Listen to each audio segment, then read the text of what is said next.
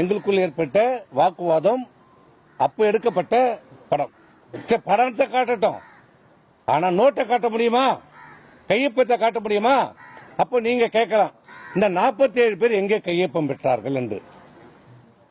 அது வேறு நோக்கத்திற்காக வேறு இடத்திலே அனைத்து சட்டமன்ற உறுப்பினர்களும் பாண்டிச்சேரியிலே தங்க வைக்கப்பட்டிருந்த போது, உங்களுக்கு எல்லாருக்கும் தெரியும், அன்றைக்கு முன்னாள் முதலமைச்சர் அவர்கள் பாண்டிச்சேரிக்கு சென்றார். இரவு நேரத்தில் சென்றார், வேக வேகமாக சென்றார், யாரையும் அழைக்காமல் சென்றார், போய் கையெழுத்தை பெற்றார்,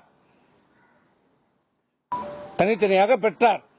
அன்றைக்கு அந்த பாண்டிச்சேரியிலே நடைபெற்ற அந்த விடுதியிலே என்ன பேசினார், என்ன சொன்னார் தெரியுமா? அதை சொல்ல அவர் தயாராக இருக்கிறாரா? என்ன சொன்னார்? கையெழுத்தை பெறுவதற்கு என்ன சொல்லி கையெழுத்தை பெற்றார்? நான் மேலே பேசிவிட்டேன், மேலே சம்மதம் சொல்லிவிட்டார்கள், நாம் ஆட்சி அமைக்கிறோம், நான் முதலமைச்சராக ஆகப் போகிறேன், திமுக நமக்கு வெளியிலிருந்து ஆதரவு தருகிறது, திமுக ஆதரவோடு அனைத்து இந்திய அண்ணா திராவிட முன்னேற்ற கழகம் எடப்பாடி பழனிசாமியாக நான் என் தலைமையிலே ஆட்சி அமையப் போகிறது, நீங்களெல்லாம் அமைச்சராகலாம் என்று ஆசை வார்த்தைகளை கூறினார் என்று அன்றைக்கே சொன்னார். சொன்னாரா இல்லையா? அத்தனை சட்டமன்ற உறுப்பினர்களை கேட்டிருக்கலாம். பிஜேபி எம்எல்ஏயும் நம்முடைய கட்சியில் இணைந்து கொள்வார் என்று சொன்னார். ஆனால் சட்டமன்ற கூட்டம் எங்கேயுமே எப்போதும் நடைபெறவில்லை. நடந்தது ஒரே சட்டமன்ற கூட்டம் நடந்தது, உறுப்பினருடைய கூட்டம் நடைபெற்றது. 8ஆம் தேதி எங்களுடைய தலைமையில் அனைத்து இந்திய அண்ணா திராவிட முன்னேற்ற கழகத்தில் சட்டமன்ற கூட்டம் நடைபெற்று பெரும்பான்மையான சட்டமன்ற உறுப்பினர்கள் திரு வேலுமணி அவர்களை சட்டமன்ற தலைவராகவும் திரு விஜயபாஸ்கரை கொறடாவாகவும் தேர்வு செய்யப்பட்டு 8ஆம் தேதி கூட்டம் நடைபெற்றது. தீர்மானம் நிறைவேற்றிருக்கிறோம், கையொப்பம் பெற்றிருக்கிறோம். அதை நாங்கள் சபாநாயகரிடம் கொடுத்திருக்கிறோம். பெரும்பான்மையான சட்டமன்ற உறுப்பினர்களால் தேர்வு செய்யப்பட்ட சட்டமன்ற தலைவர், பெரும்பான்மை சட்டமன்ற உறுப்பினர்களால் தேர்வு செய்யப்பட்ட கொறடா. சட்டமன்ற உறுப்பினர் நல்லா புரிஞ்சுக்கங்க, சட்டமன்ற உறுப்பினர்களால் தேர்வு செய்யப்பட்ட கொறடா, பொதுச் செயலாளர் நியமிக்கப்பட்ட கொறடா இல்லை. இன்றைக்கு சொல்கிறார் அவருடைய பேட்டியிலே political party and legislature party, அது அவர் சொல்லல, லெஜிஸ்லேச்சர் பார்ட்டி சொல்லல, இருக்கிறது. பொலிட்டிக்கல் பார்ட்டி வேற, லெஜிஸ்லேச்சர் பார்ட்டி வேற. சட்டமன்றத்தினுடைய நிர்வாகத்திலே அரசியலுடைய கட்சியினுடைய உத்தரவுகள் செல்லாது. சட்டமன்ற உறுப்பினரால் தேர்வு செய்யப்பட்ட நிர்வாகிகள் தான் அதை நிறைவேற்றணும். ஆனால் ஒரு கட்சியினுடைய கொள்கைகளை அமுல்படுத்துகின்ற போது அந்த கட்சியினுடைய தலைவர் சொல்கின்றதை அந்த கொறடா மூலமாக உத்தரவுகளை கொடுப்பார். ஆனால் தேர்ந்தெடுக்கப்பட்ட கொறடா, பொதுச் செயலாளரால் நியமிக்கப்பட்ட கொறடா இல்லை. இதை முதலில் தெளிவுபடுத்துகிறேன்.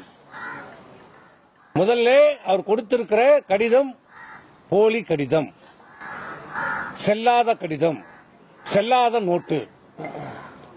அவர் 47 பேர் என்னை ஆதரிக்கிறார்கள் என்று சொல்லி ஒரு கடிதத்தை சபாநாயகரிடம் கொடுத்திருக்கிறார். நாங்கள் எங்களை ஆதரிக்கிறார்கள் என்று சொல்லி 27 சட்டமன்ற உறுப்பினர்கள் கையொப்பங்களை பெற்று நாங்கள் கொடுத்தோம். புதிதாக தேர்வு செய்யப்படுகிற சட்டமன்றத்திலே அந்த கட்சியினுடைய உறுப்பினர் ஒரு கட்சியினுடைய உறுப்பினராக தேர்வு செய்யப்பட்டு சபாநாயகரிடம் கொடுத்த பிறகு சபாநாயகர் அது அங்கீகரிக்கப்பட வேண்டும். திமுக கொடுத்திருக்கிறாங்க, எதிர்கட்சி தலைவர் மாண்புமிகு உதயநிதி ஸ்டாலினை தேர்ந்தெடுத்திருக்கிறாங்க, அவர் அங்கீகரிச்சிருக்கிறார். அதே மாதிரி காங்கிரஸ்ல தேர்ந்தெடுத்திருக்கிறாங்க, விடுதலை சிறுத்தைகள் தேர்ந்தெடுத்திருக்கிறாங்க. ஒவ்வொரு கட்சியிலும் தேர்ந்தெடுக்கப்பட்ட நிர்வாகிகள் பட்டியலை கொடுத்திருக்கிறார்கள், அங்கீகரிக்கப்பட்டிருக்கிறது. இன்னைக்கு திமுக, காங்கிரஸ், விடுதலை சிறுத்தை, கம்யூனிஸ்ட் எல்லாரும் கடிதமும் இன்னைக்கு அங்கீகரிக்கப்பட்டிருக்கிறது.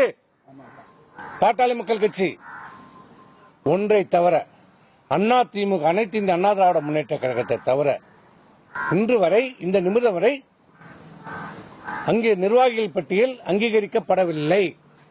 என்ன காரணம்? இந்த பக்கம் 47 பேர் கையெழுத்தை, போலியான கையெழுத்தை, நடக்காத ஒரு கூட்டத்திற்கு வேறு எதற்கோ ஒரு சம்பவத்துக்காக பெறப்பட்ட கடிதத்தை தன்னை தேர்ந்தெடுக்கப்பட்டதாக சொல்லி கொடுத்திருக்கிறார். இந்த பக்கம் நாங்கள் பெரும்பான்மை சட்டமன்ற உறுப்பினர்கள் தேர்வு செய்யப்பட்ட திரு வேலுமணி அவர்களுடைய கடிதத்தை கொடுத்திருக்கிறோம். 2 கடிதமும் இப்ப சபாநாயகனுடைய, அன்றைக்கு இடைக்கால சபாநாயகர் இருந்தார், நேற்றுதான் சபாநாயகர் தேர்வு நடந்திருக்கிறது. இப்ப அந்த கடிதம் அங்கு இருக்கிறது. இப்படி போலியான ஒரு கடிதம் கொடுத்திருக்கிறார் என்று தெரிந்தவுடனே அடுத்த அரை மணி நேரத்திலே அதற்கு ஆட்சேபனை கடிதத்தை நாங்கள் கொடுத்து விட்டோம்.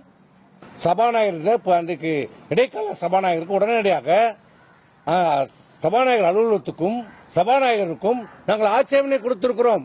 என்னவென்று, அவர்கள் கொடுத்திருக்கிற கடிதம் போலியான கடிதம், அவர் சொல்லியிருக்கிற கூட்டம் நடைபெறவில்லை, அதுல போட்டிருக்கிற கையெழுத்து உண்மை இல்லை, அங்கேயும் கையெழுத்து போட்டிருக்கிறார்கள், எங்களிலும் கையெழுத்து போட்டிருக்க, இரட்டை டபுள் என்ட்ரி இருக்கிறது. இதை நீங்கள் முழுமையாக விசாரணை செய்யப்பட வேண்டும், ஆய்வு செய்யப்பட வேண்டும், நடவடிக்கை எடுக்க வேண்டும் என்று சொல்லியிருக்கிறோம். இப்போ அதன் அடிப்படையிலே 2 கடிதத்தின் மீதும் இதுவரை நடவடிக்கை இல்லை, யாரையும் அங்கீகரிக்கவில்லை. அனைத்து இந்திய அண்ணா திராவிட முன்னேற்ற கழகத்தின் சார்பாக யாரும், இந்த பக்கம் எடப்பாடி பழனிசாமியும் அங்கீகரிக்கப்படவில்லை, இந்த பக்கம் வேலுமணி அவர்கள் 2 பேர்களும் இன்னும் சட்டமன்ற சபாநாயகராலே அறிவிக்கப்படவில்லை, கொறடா அங்கீகரிக்கப்படவில்லை, கொறடா அங்கீகரிக்கப்படவில்லை. அப்ப அங்கீகரிக்கப்படாத போது அங்கீகரிக்கப்படாத ஒரு கொறடா உத்தரவு எப்படி சொல்லும்?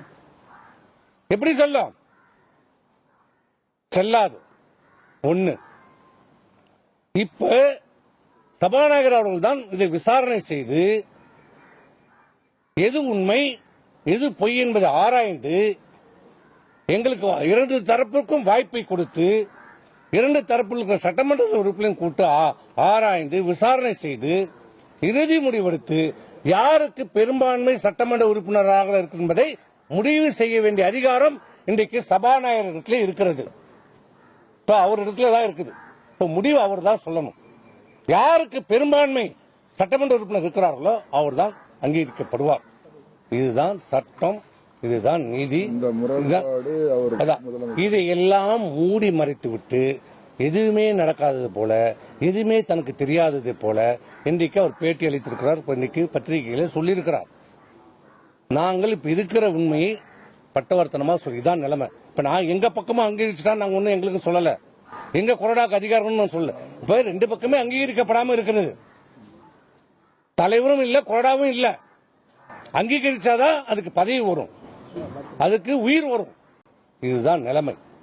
இதையெல்லாம் மறைத்து விட்டு இன்றைக்கு சட்டமன்ற உறுப்பினர்களை மிரட்டுவதற்காக, அச்சமூட்டுவதற்காக, தன் பக்கம் அவர்களை எப்படியாவது இழுக்க வேண்டும் என்பதற்காக இப்படி அவர்களை எங்களை அச்சுறுத்த பார்க்கிறார், மிரட்ட பார்க்கிறார். இதுதான் நிலைமை. 1,28,00,000 மனங்களை வென்ற தந்தி டிவி யூடியூப் சேனல். தவிர்க்க முடியாத தம்ப்நெயில், கலக்கலான கான்டென்ட்ஸ். நீங்களும் இந்த குடும்பத்தில் இணைய இப்பவே சப்ஸ்கிரைப் பண்ணுங்க. அசுரபலம் கொண்ட எங்கள் டிஜிட்டல் கரங்களில் உங்கள் விளம்பரங்களை சேர்க்க வாட்ஸ்அப் பண்ணுங்க. 8939888838. Email advttv@dttv.in.